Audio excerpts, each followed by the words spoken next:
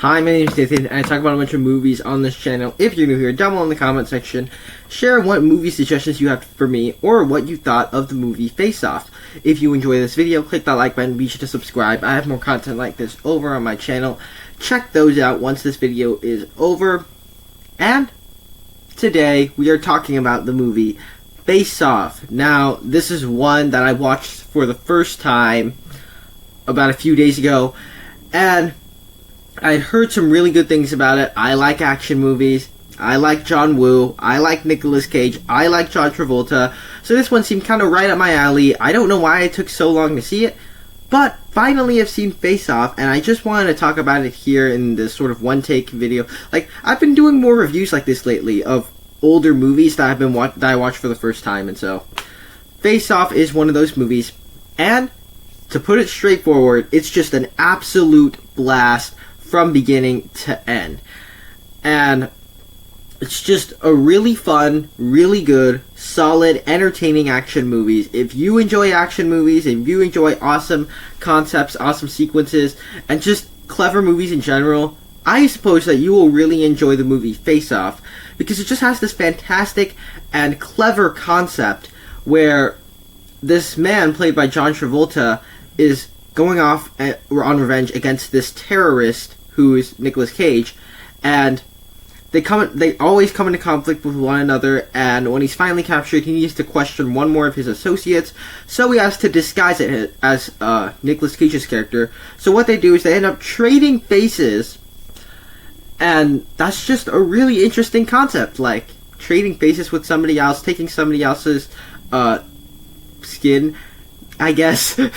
But that's just a really good concept for a movie, and so I just thought that that aspect of it went really well, because I tend to I want movies to have great concepts like this one. This is just something I've never seen before, and especially for the year 1997, I guess it must have been really cool to see a movie like this with this concept.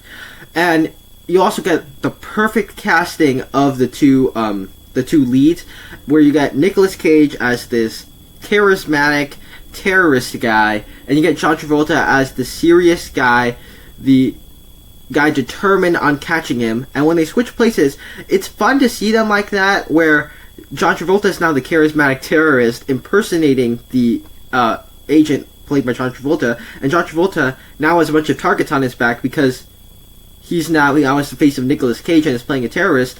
And so they kind of switch personalities, and that's very cool to see to me. And I can solidify also to me that John Travolta and Nicolas Cage are just great actors in general, where they can be serious when they want to be serious, and they can be super duper charismatic when they want to be charismatic, and sometimes in the same movie in the case of this one. And so I just thought that solidified these two as great actors. There's so many memorable lines of dialogue and action sequences throughout it. The movie just keeps going at a nice pace, even though it's over 2 hours long. It just feels like it flies by.